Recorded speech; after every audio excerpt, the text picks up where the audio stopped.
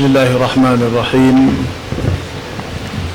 إن الحمد لله نحمده ونستعينه ونستهديه ونستغفره ونعوذ بالله من شرور أنفسنا ومن سيئات أعمالنا من يهده الله فلا مضل له ومن يضلله فلا هادي له أشهد أن لا إله إلا الله وحده لا شريك له وأشهد أن محمدا عبده ورسوله أما بعد قال الله سبحانه وتعالى أعوذ بالله من الشيطان الرجيم يا أيها الذين آمنوا كتب عليكم الصيام كما كتب على الذين من قبلكم لعلكم تتقون. Wahai orang yang beriman, difardukan kepada kamu puasa sebagaimana pernah difardukan kepada umat terdahulu. Mudah-mudahan kamu menjadi orang-orang yang benar-benar bertakwa kepada Allah. Yang sama-sama kita hormati Yang Mak Berhormat Datuk Ahmad Yaakob, Menteri Besar Kerajaan Negeri Kelantan, kepada seluruh saf kepimpinan, hadirin dan hadirat yang dirahmati Allah Subhanahu wa taala sekalian. Pertama sekali marilah sama-sama kita merafakkan syukur kepada Allah Taala kerana pada malam ini dapat kita sama-sama mendirikan salat secara berjemaah, dan alhamdulillah sabang tahun inilah di antara keunikan yang ada di negeri Kelantan yang barangkali akan dicontohi dan belum pernah ada di negeri-negeri yang lain. Muslimin dan muslimat yang dirahmati Allah Subhanahu wa taala sekalian, dalam kesempatan masa yang ringkas pada malam ini, saya ingin menyebut beberapa perkara sebagai tazkirah ataupun peringatan kepada kita semua. Yang pertama yang berkaitan dengan bulan Ramadan ini juga disebut sebagai syahrul doa, bulan untuk kita memperbanyakkan doa kepada Allah Subhanahu wa taala. Berdoa di bulan Ramadan bukan kerana Ramadan, tetapi kerana Allah Subhanahu wa taala, dan memohon bukan kerana Ramadan, memohon kerana Allah. Ramadan hanya sebahagian daripada cara Allah nak menjadikan hati kita ini bersih dan lapang daripada segala kekotoran dunia. Dalam bahasa Arab disebut al-aghyar, benda-benda lain selain daripada Allah. Maknanya orang yang dalam keadaan berpuasa ini hatinya bersih, imannya kuat, imannya hebat, boleh bertahan daripada segala godaan nafsu, boleh bertahan daripada segala godaan makan dan minum. Walaupun dia boleh buat untuk minum dan makan, tetapi dia tolak kerana imannya kuat. Dikala iman kuat, dikala iman hebat seperti inilah, maka di waktu ini sangat mustajab untuk kita berdoa, bukan kerana Ramadan, tetapi kerana Allah Subhanahu wa taala. Sebab itu kita melihat beberapa contoh peristiwa, pengalaman yang dilalui oleh ulama-ulama yang dicatatkan dalam, biasa orang belajar dalam bidang hadis dia tahu bagaimana Al-Imam Ibn Hajar Al-Asqalani kali pertama dia minum air Zam-Zam, dia berdoa kepada Allah. Sebab minum air Zam-Zam ini Nabi sebut ma'u Zam-Zam lima syuribalah, minum air Zam-Zam kita niat nak apa, Allah Ta'ala makbulkan doa kita, bukan kerana air Zam-Zam, tapi kerana kekuatan iman, kerana tawakal kita, kerana kesungguhan kita bergantung harap memohon sesuatu hanya sanya kepada Allah. Al-Imam Ibn Hajar Al-Asqalani dia berdoa waktu dia minum air Zam-Zam yang pertama, dia berdoa supaya Allah berikan kepada dia ilmu yang setanding dengan Al-Imam Al-Zahabi. Imam Al-Zahabi ini seorang ulama hadis yang sudah hebat, tapi Imam Ibn Hajar Al-Asqalani yang lahir selepas daripada itu berdoa, ya Allah bagilah kepada aku ilmu yang setanding dengan ilmu Al-Imam Al-Zahabi dikala dia minum air Zam-Zam. Kemudian selepas 20 tahun baru dia dapat minum air Zam-Zam berikutnya. Susah nak minum air Zam-Zam zaman dulu, zaman sekarang senang ya. Dekat luar tu mungkin ada jual. Nak bagi tahu keberkatan, tapi bukan kerana itu, tapi kerana Allah. Lalu selepas 20 tahun dia berdoa kepada Allah. Dikala dapat minum sekali lagi air Zam-Zam, dia kata, ya Allah, ya Tuhanku, tolonglah berikan kepada aku ilmu yang lebih hebat daripada ilmu Al-Imam Az-Zahabi. Tadi dia minta supaya standing. Sekarang selepas 20 tahun dia berusaha banyak dah, maka dia minta supaya dia jadi hebat lebih daripada Al-Imam Az-Zahabi. Dan Al-Imam As-Sakhawi yang menyebut, dia kata memang betul dari segi penilaian ilmu hadis, Al-Imam Ibn Hajar Al-Asqalani jauh lebih hebat daripada Al-Imam Az-Zahabi. Nak bagi tahu keberkatan doa bukan kerana air Zam-Zam, tapi kerana kesungguhan dia.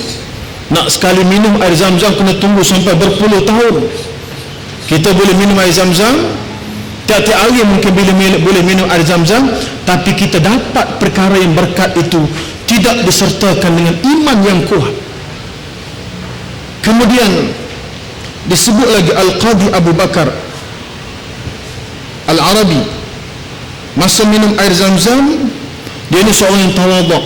Masa dia minum air Zam-Zam, dia kata dia niat supaya Allah berikan ilmu yang banyak kepada dia. Allah Ta'ala bagi kecerdikan, kepandaian kepada dia, dan Allah memang anugerahkan kecerdikan dan kepandaian. Dia hebat, dia pintar dari segi ilmu, tetapi kata dia lupa untuk berdoa kepada Allah supaya Allah berikan juga kepada dia untuk cepat dalam beramal dan melaksanakan amalan berdasarkan kepada ilmu yang dia ketahui. Dia lupa, dia kata nak doa yang sebab tu. Sebab tu dia kata, aku ni kalau ilmu memang pandai, tapi kalau beramal tu agak berat sikit. Mungkin pok-pok kita ni yang suka balik awal ke, yang berat untuk datang masjid ke, kena berdoa. Kena berdoa supaya cepat untuk melaksanakan amal kebaikan. Bukan sahaja kita berilmu, kita semua tahu di bulan Ramadan adalah bulan yang penuh dengan keberkatan, doa yang dimustajabkan. Hadirin dan hadirat yang dirahmati Allah Subhanahu wa taala sekalian, Al-Imam Ibn Qayyim Al-Jauziyah menyebut, dia kata masa mereka tadi berdoa, mereka berdoa bersama dengan iman yang hebat, bukan kerana air, bukan kerana berada di Mekah, dan juga bukan kerana kita berada di bulan Ramadan. Ramai bulan Ramadan ni orang jahat pun masuk bulan Ramadan, orang baik pun masuk bulan Ramadan. Tapi doa siapa yang dimustajabkan oleh Allah? Doa orang yang iman yang hebat, yang berusaha bersungguh-sungguh untuk melaksanakan apa yang diperintahkan Allah, dan berpuasa sungguh-sungguh, bukan setakat tak makan tak minum, bahkan menegah diri daripada barangkali berfikir benda-benda selain daripada Allah. Allah Ta'ala berfirman dalam ayat yang berbunyi, ud'uni astajib lakum, ud'uni astajib lakum, berdoalah kepada aku akan perkenankan doa kamu. Ahli-ahli mufassirin kita menyatakan ayat ini turun khusus untuk Nabi SAW. Nabi berdoa, Allah makbulkan doa dia. Kemudian Allah luaskan, dibolehkan juga untuk orang-orang mukmin berdoa dan Allah mustajabkan doa mereka. Ada di kalangan orang mukmin yang disebut oleh Al-Imam Al-Munawi, ada di kalangan orang mukmin, ada di antara mereka berdoa Allah mustajab, ada di antara mereka berdoa Allah tak mustajabkan doa mereka. Maka Allah menjadikan, menciptakan kepada kita adanya bulan Ramadan, kerana doa di bulan Ramadan mustajab. Pada awalnya ayat ud'uni astajib lakum khusus untuk Nabi, tetapi juga diluaskan untuk orang-orang yang berpuasa di bulan Ramadan. Berdoalah kepada Allah, Allah akan mustajabkan doa kamu. Apabila Allah, ada beberapa ayat lain apabila Allah menyuruh kita untuk berdoa, antaranya Allah Ta'ala sebut, wa idza sa'alaka ibadi anni fa inni qarib, wa idza sa'alaka ibadi anni fa inni qarib. Apabila hamba-Ku bertanya, memohon doa kepadaku, maka sesungguhnya aku sangat dekat dengan mereka. Ahli-ahli mufassir menyatakan ayat ini juga turun selepas daripada turunnya ayat Allah memfardukan kepada kita puasa. Maka doa yang mustajab ini sangat rapat dikaitkan dengan puasa, sangat rapat dikaitkan dengan bulan Ramadan, sangat rapat dikaitkan dengan iman yang hebat waktu kita berada di bulan Ramadan. Waktu seperti ini kita kena banyak memohon doa kepada Allah Subhanahu wa taala. Yang menjadi masalah, kita hanya mengaminkan doa daripada imam yang kita tak tahu apa makna dia. Sepatut kita berdoa berdasarkan kehendak kita. Apa yang kita nak, kita doa kepada Allah. Saya bila pergi Mekah, sedang tawaf bersama-sama dengan jemaah, kita tengok dia gantung dekat tekak dia ni ada buku-buku doa. Round pertama kena doa ni. Dia jalan-jalan tak sempat ada round pertama, dah masuk round kedua, dia pun balik doa round kedua pula. Kita tanya makcik doa ni makcik faham? Tak faham, tapi dah buku kata macam ni. Sepatut dia berdoa apa yang dia nak. Di bulan Ramadan kita berdoa apa yang kita kehendaki. Allah faham semua bahasa. Barulah sampai kepada tahap kita rasa nak minta ini bukan dengan orang lain, nak minta ini dengan Allah Subhanahu wa taala. Tapi kalau kita sekadar mengaminkan doa yang dibaca, itu pun dibolehkan. Tetapi yang lebih afdal kepada kita berdoa apa yang kita kehendaki. Nabi sallallahu alaihi wasallam sebut, bila kita berdoa jangan kita putus asa. Kerana kita berdoa sama ada Allah beri terus kepada kita di dunia. Yang kedua, Allah tangguhkan pemberian kepada kita di akhirat. Yang ketiga, Allah akan beri kepada kita dalam rupa bentuk yang lain yang setanding dengan apa yang kita minta. Sama ada Allah beri terus di dunia, sama ada Allah tangguhkan di akhirat, sama ada Allah ganti dalam rupa bentuk yang lain yang kita tak nampak. Saya jumpa dengan banyak orang sakit waktu kerja di hospital dulu. Di antara orang sakit kita jumpa, dia sakit kencing manis. Kencing manis ikut teori perubatan moden, mustahil dia boleh sembuh. Dr. Rosli ada kat depan, dia boleh mengesahkan. Tapi bila saya jumpa Pak Cik ni, tanya Pak Cik umur berapa? 95 tahun, 95 tahun. Pak Cik berapa lama dah kencing manis? 40 tahun lebih dah, dia kata. 95 tahun kencing manis, tak mati-mati lagi. Allah tak makbulkan doa dia untuk sembuh sakit kencing manis, tapi Allah Ta'ala panjangkan umur dia sampai 95 tahun.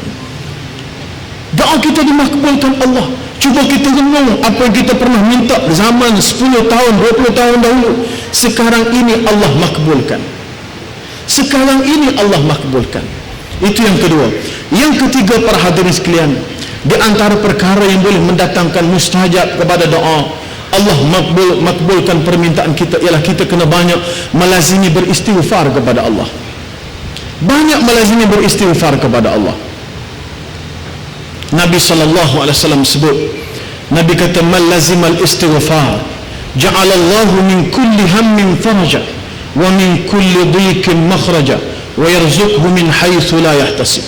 Barang siapa melazimi beristighfar kepada Allah, Allah jadikan setiap kedukecitaan yang tergambar, yang terlintas dalam kepala dia, Allah Ta'ala tukarkan secara realitinya kepada perkara yang menggembirakan dia. Dia terbayang duka cita, realiti akan dia dapat bila dia beristighfar, Allah tukarkan dengan kegembiraan. Kita bimbang ni anak nak balik daripada Kuala Lumpur nak raya ni, jalan belum banyak lagi, lebuh raya tak siap lagi. Biasalah kita tahu berlaku Kelantan, dalam Dewan Rakyat kita sebut supaya segerakan pembinaan ini. Kita bimbang takut aksiden, anak kita nak balik, kelitah je bimbang takut aksiden, kita pun astagfirullah, astagfirullah, astagfirullah, astagfirullah, astagfirullah. Minta istighfar kepada Allah. Yang kedua, kata Nabi SAW, wa min kulli dhiqin makhraja. Setiap kesempitan masalah yang kita hadapi, apa jua masalah, orang Kelantan suka guna istilah sumbak. Sumbak tak lagi dah mikir. Maka kita bila beristighfar kepada Allah, Allah Ta'ala jadikan kepada kita jalan keluar daripada masalah tersebut. Wa yarzuqhu min haitsu la yahtasib.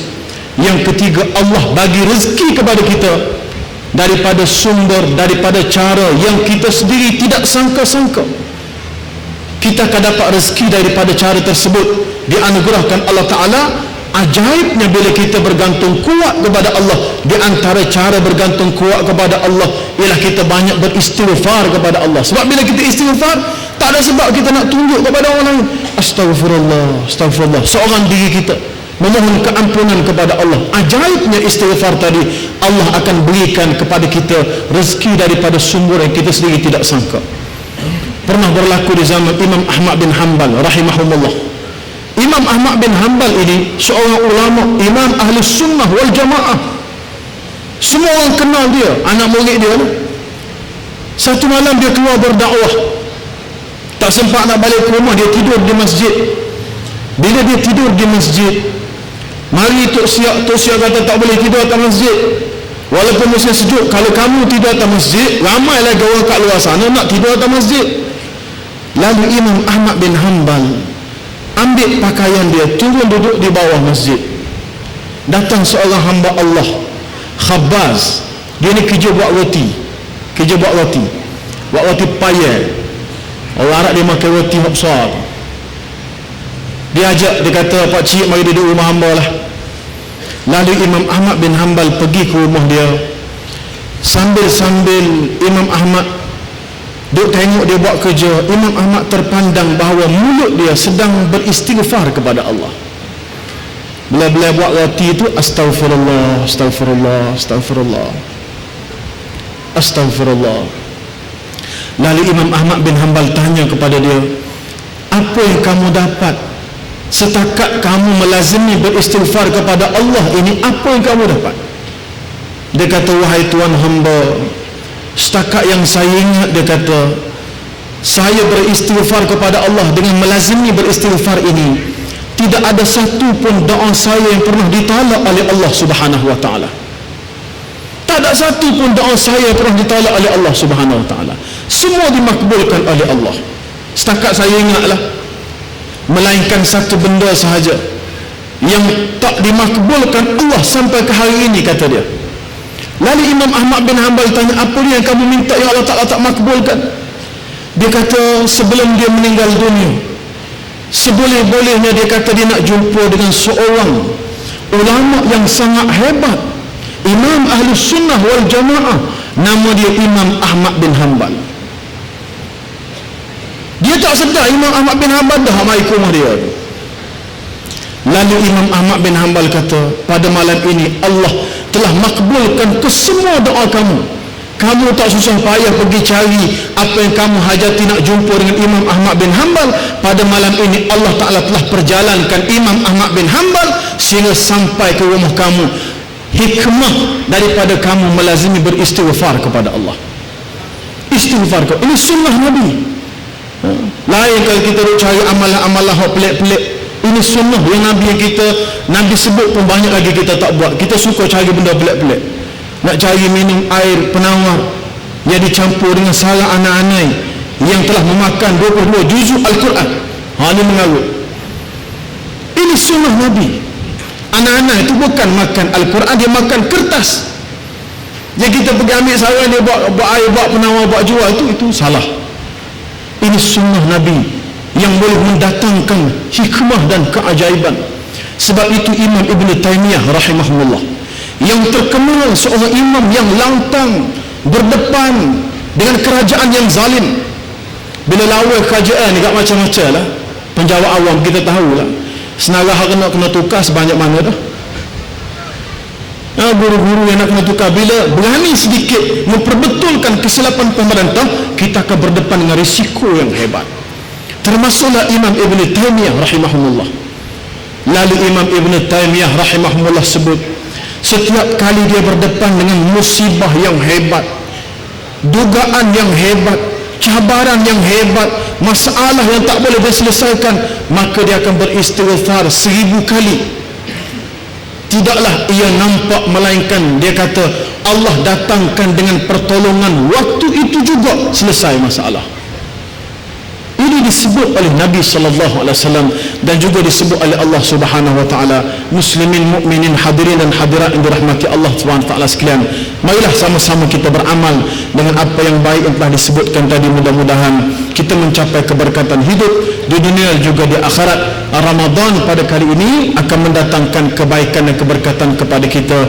Kullu am wa antum bi khair. Aqulu qawli hadza wa astaghfirullah li wa lakum.